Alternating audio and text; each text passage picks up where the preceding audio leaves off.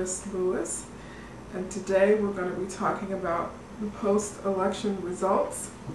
Of course, as we all know by now, President Obama has won a second term as the 44th President of the United States of America, and we're very excited about that.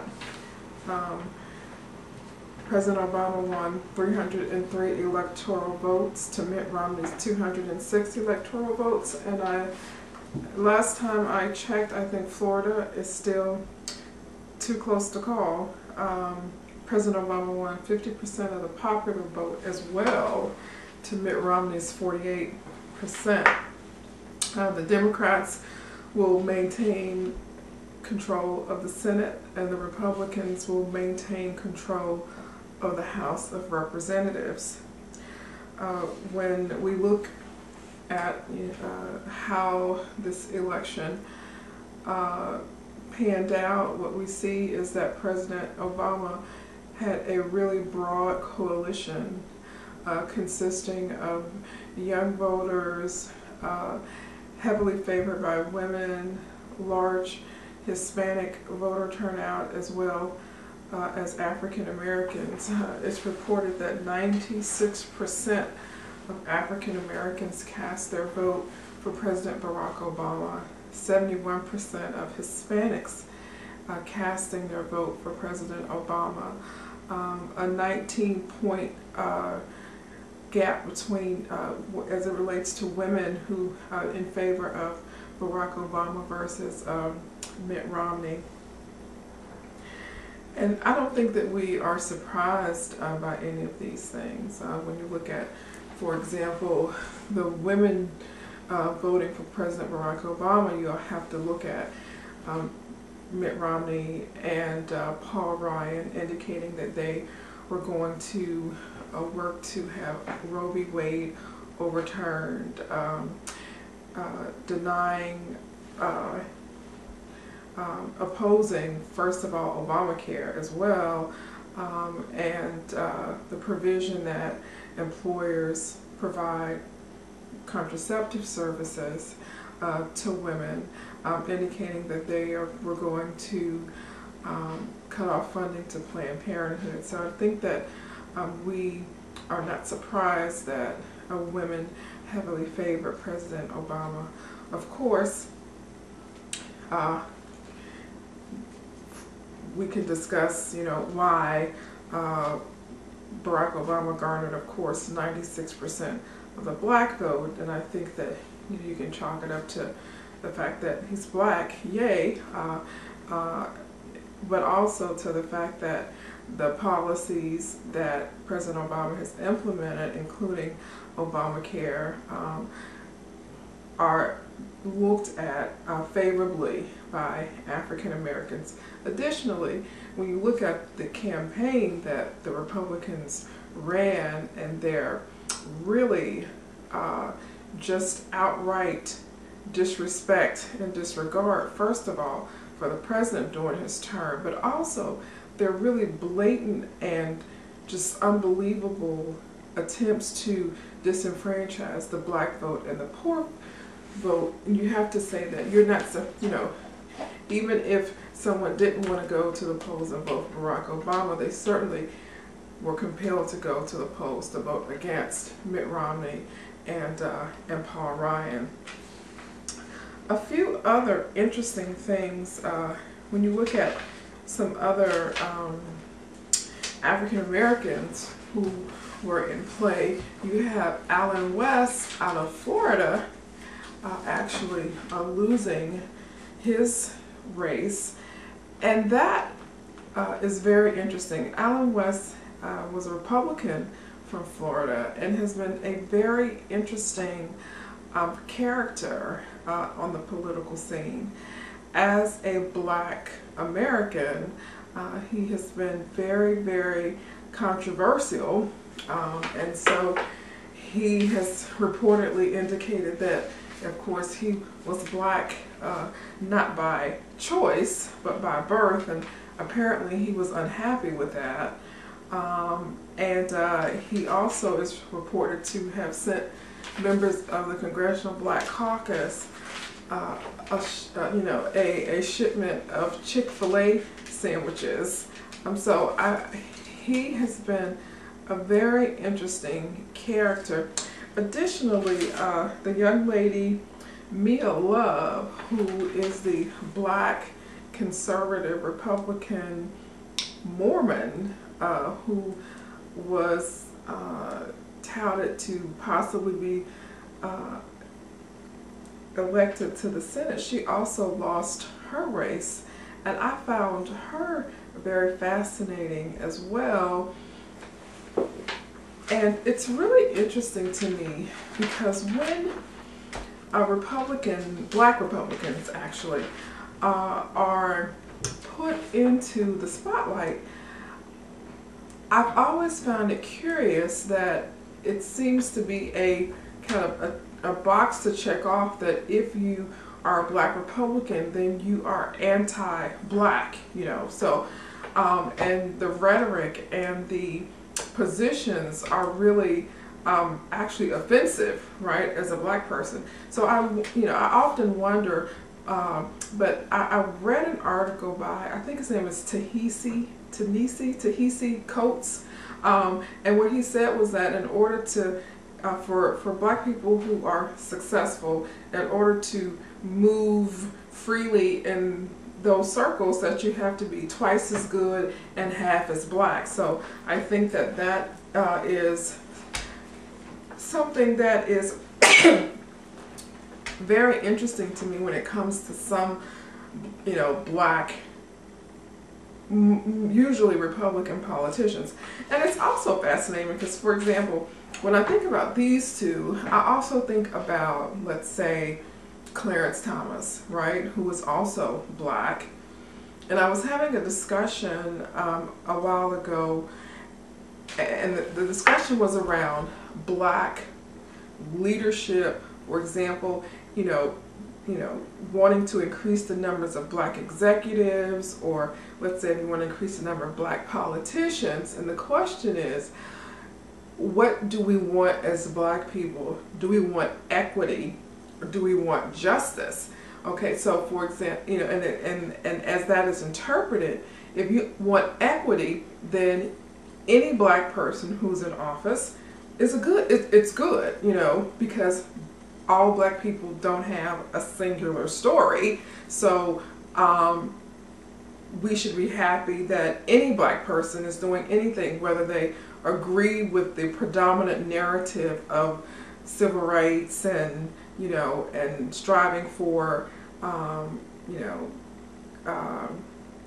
the right to life, liberty, and the pursuit of happiness, and understanding the struggles of African Americans in our society, and believing in affirmative action and and civil rights. So that is really a very interesting concept, because it's kind of like a two-edged sword, because you never know really what you're going to get, and is it fair to say that a person who is a non-traditional, let's say, black politician is any less legitimate than your John Lewis's and the other people that might come to mind. So that's actually very interesting to me.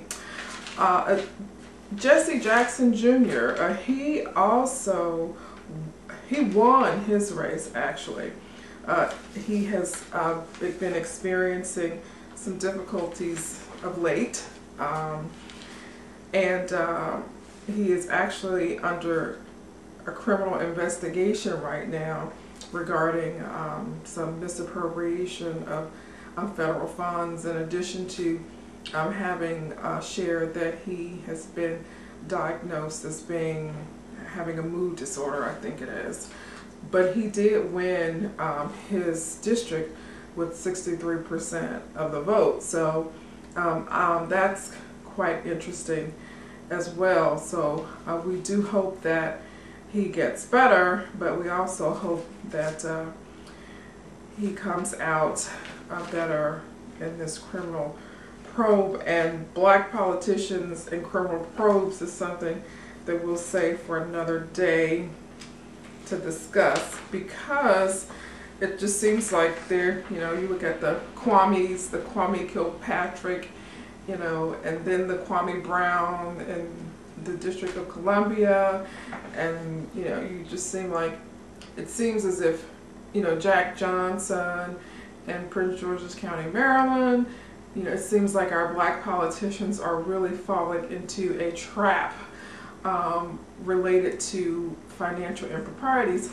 And you know that, you know, there are a lot of non-black politicians who are also, you know, incarcerated right now for, you know,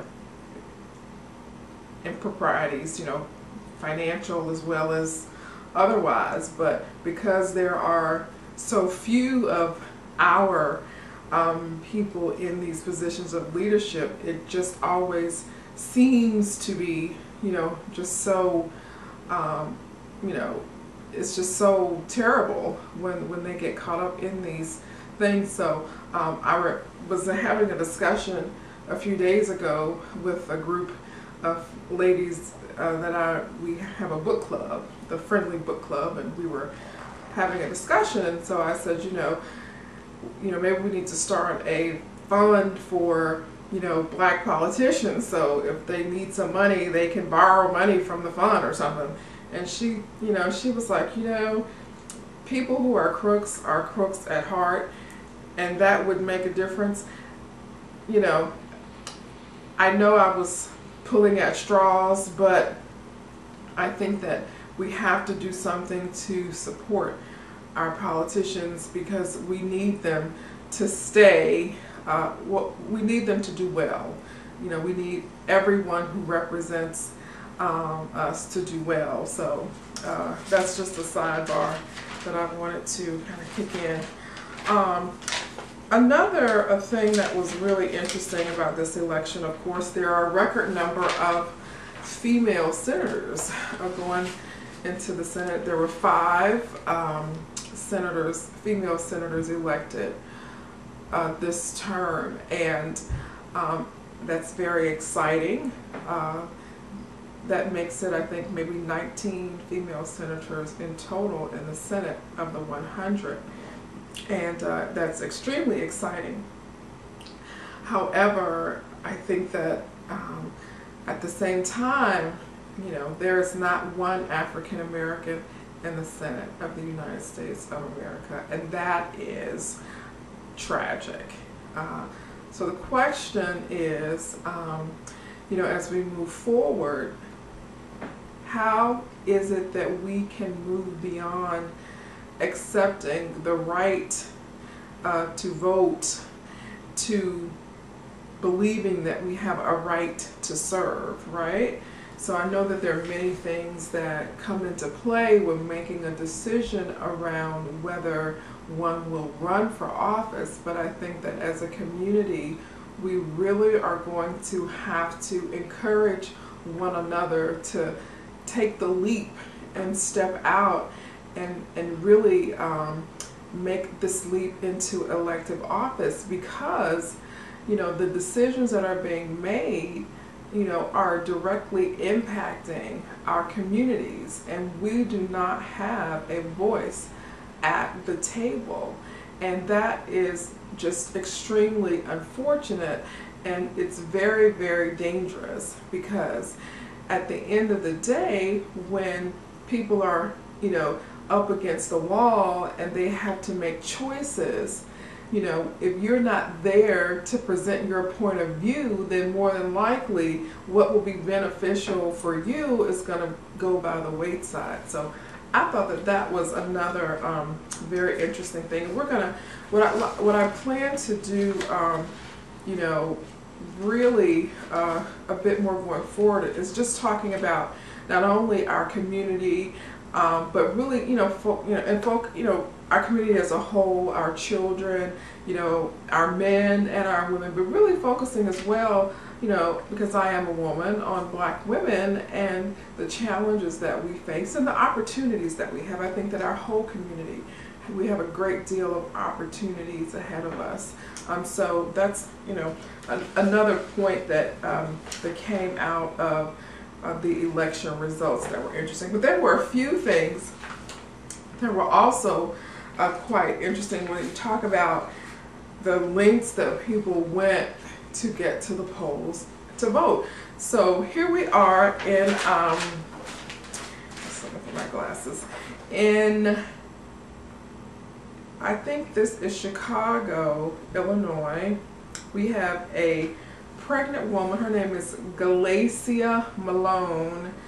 When she got to the polling station, she was pregnant. When she got to the polling station, to her precinct, her contractions were 5 minutes apart, but she was determined that she would not go to the hospital until she had had an opportunity to vote.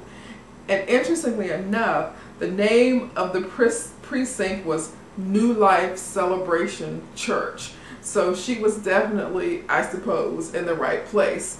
So we don't know, I don't know, you know, what, whether she had a boy or a girl. And then I said to myself, I was like, wow, that's a really, you know, that's a really brave lady. Her water had already broken when she got to the precinct. So she was really determined to go to vote.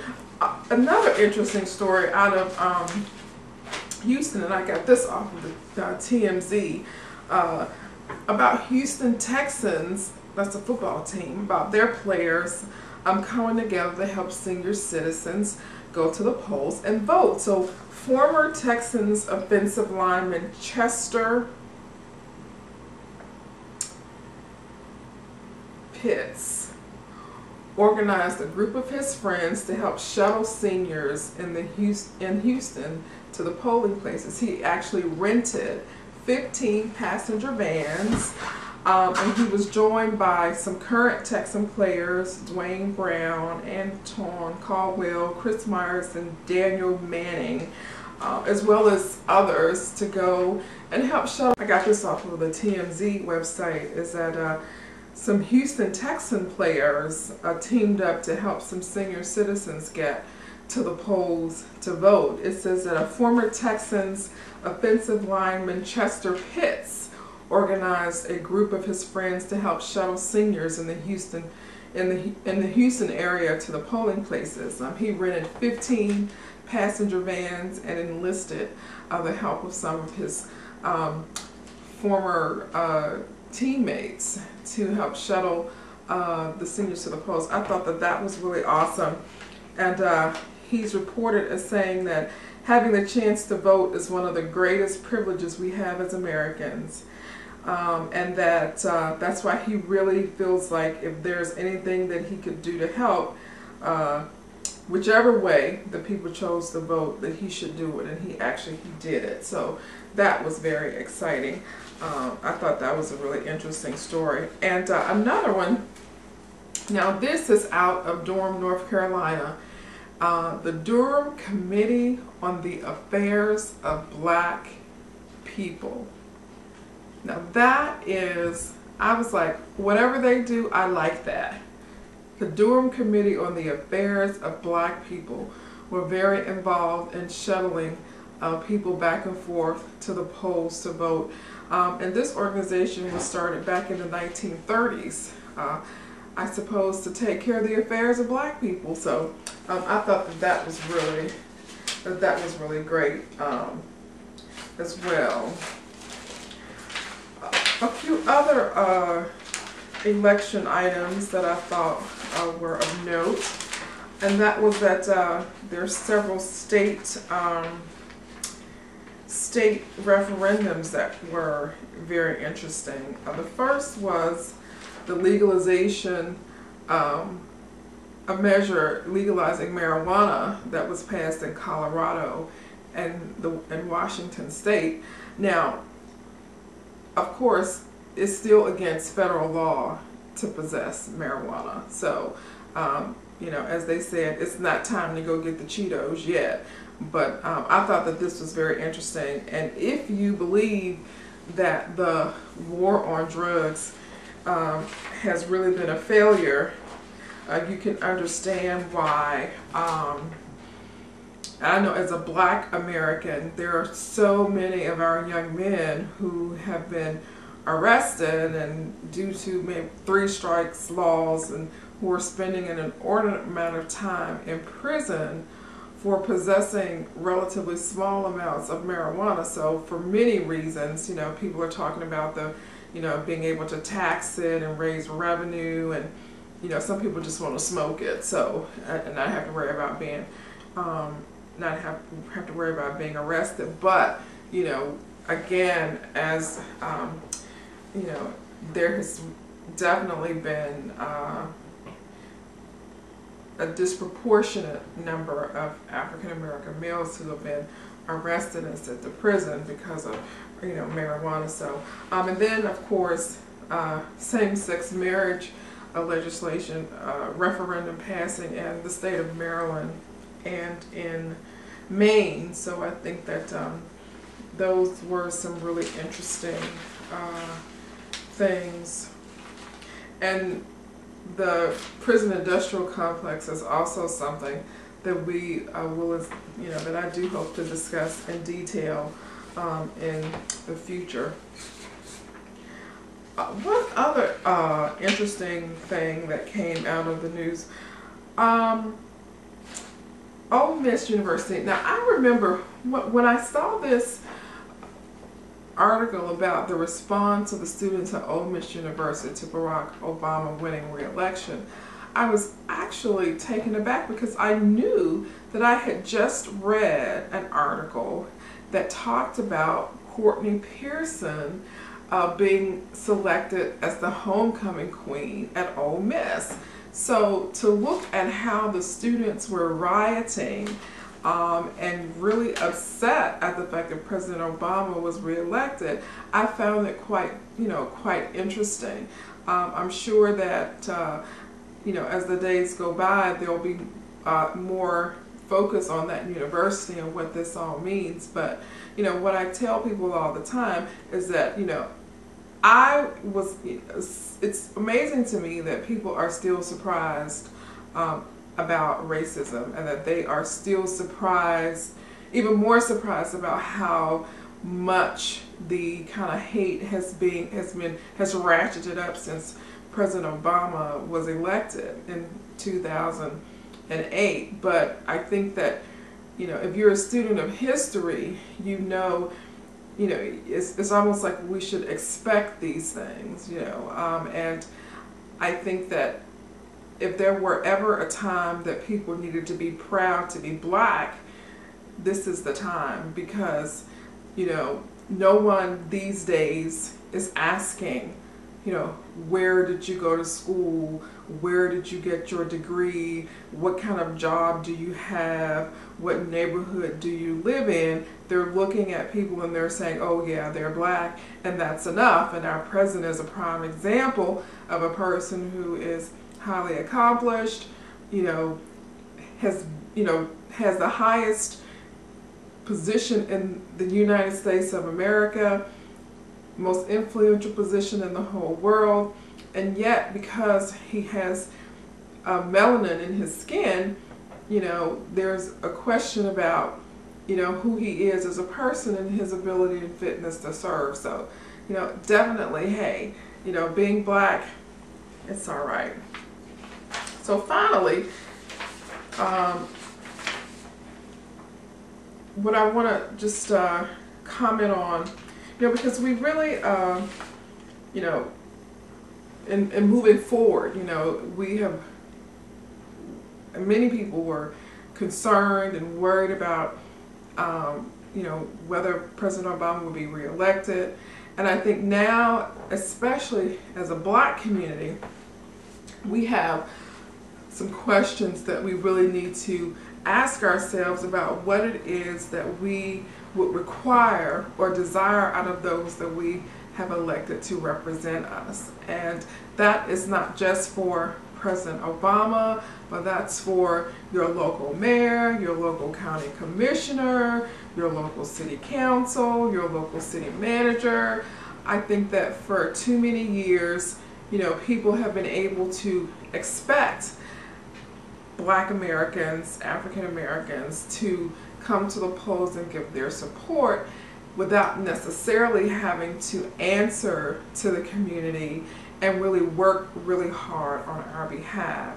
And I think that this is the question that we are going to have to ask. And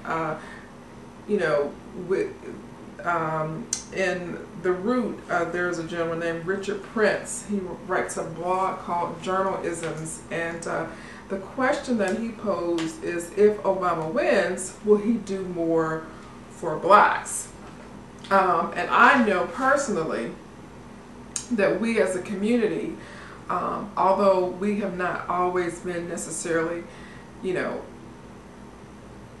pleased all the time, that we have also been very reluctant to speak out and to, question or voice concerns. And, I believe that everyone has a right to do that. And the disappointment has been muted, So I'm hoping that now that President Obama, he has been reelected, we don't have to worry about him, whether he will win or lose, another election. And really, it's time for us to exercise our political muscles. Our muscles are kind of atrophied. It's time for us to get in there and exercise our political muscles. And there are some really interesting things that have, articles and discussions that have been going on. Gary Young, who is a Black British correspondent for The Guardian, has a really interesting article. And it's really true, because he says that the ascent of America's first Black president has coincided with one of the steepest descents of the economic fortunes of Black Americans since the Second World War, in both real terms and relative to whites. And certainly, we all understand that Barack Obama is not responsible for the plight of Black Americans, that our communities and our issues were there before he got there, and that's a given. However, he is there. So I think it's reasonable to expect, as with anyone, if you were a woman or an Italian or a Jewish person or whatever, that there would be some, extra attention paid to your issues. And the funny thing is that, because, I have this conversation all the time when people say, well, if Barack Obama, says anything special or does anything special for Black people, then they're going to say that he's just helping Black people. Well, I think that what we've realized and what we've seen is that what Barack Obama does or does not do has not in any way impacted the way people perceive him. People have their own opinions, real or Memorex, about what they perceive of him. So hopefully during this term, we might see more from him, visually and verbally, that addresses the concerns of the community. And finally, I was reading an article and it talked about how Obama struggled to balance the hopes and dreams of the African American community. And I remember saying to myself, what community is putting pressure on Barack Obama? Because I know that as Black Americans in this country, that we have allowed everyone to take advantage of our vote and come to us when it's time for re-election. And I think that, again, we have to look at all of our politicians, just like Barack Obama is the first Black person that we've been able to elect to be president. In many of our communities, people are still voting for the first Black person that was ever elected in their community, or maybe the second or third, because the first one passed away, and then there was one other person that got elected, and then they were there forever, and then so I think that, you know, we again are going to have to begin to exercise our political muscles and move beyond, you know, what's comfortable, you know, to first of all challenging our politicians, raising up, you know, young people to, you know, to get interested in elective office, and challenging people who have maybe been in their roles for a really long time, you know. But if you look at our communities, you know, that are struggling, the question that we really have to begin to ask is, what have you done for me lately? You know, I know what you did for me, you know, 25 years ago when you first got elected, but what have you done for me lately? And that is what is going to help to catapult us to the next level, because we are in many areas, you know, there are just so many opportunities for us to move forward, because the recession has really taken a lot of our families and a lot of our people backwards. But we have this great opportunity, but we're going to have to mobilize and come together and move ahead. And so lastly, I have one exciting topic in looking at coming together and moving ahead. I personally believe that entrepreneurship is going to be one of the key things that is going to help to impact our and transform our economic reality in this country. I think that there are too many of our people who, for example, have been incarcerated or who have not gotten the best education, and the competition, especially in this recession, is very steep, you know. And so in order for us to bring our communities to full employment, there is going to have to really be a drive for entrepreneurs to come up and provide opportunities for people. And there's a show I watch on television called Miss Robbie's, it's on the OWN network, I forget the name, but it's about this woman named Miss Robbie. She was an ICAT, and she owns a restaurant, I think it's in St. Louis. And what is so interesting to me about that show is that it really represents what is going to have to take place in our community. Miss Robbie, her son Tim, is a convicted felon. He served 10 years in prison, and she said that, you know, one of the reasons that she started the restaurant was because she wanted him to have work when he got out of prison. And then she has like this son Charles and this son Andre, and you know, and when you look at the show, it's very entertaining, but you also realize that, you know, the only people that they were going to be able to work for was Miss Robbie, you know. So that's just, you know, we're really going to have to use entrepreneurship to drive full employment in our community. So I wanted to end with this really interesting thing, and I got this from the Griot.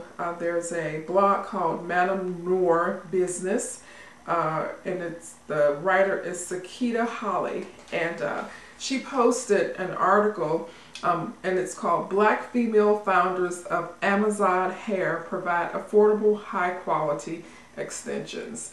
And so, you know, whether you believe in extensions or not is a discussion for another day. But we have two sisters, you know, two sister friends, Michelle Morant and Keisha Austin, who have come together to provide a product for people to purchase, because we know that the hair care industry is $1 billion industry, and African American women spend an inordinate amount of money on those types of things. And we also know that Koreans have basically cornered the market on weave, and I know that there have been discussions, you know, for some time about how the Black community can benefit from the amount of money that is spent on things like this. So I thought this was really exciting. Again, it's called Amazon Hair, A-A-M-I-Z-A-D-E Hair. I don't know if I'm pronouncing it right, but they say it's quality, affordable, and luxurious virgin hair extensions from around the world in a range of textures, styles, and lengths. So if you're into that, into hair extensions, please check them out. Well, thank you so much for listening today, and we look forward to having another conversation with you tomorrow. Good night.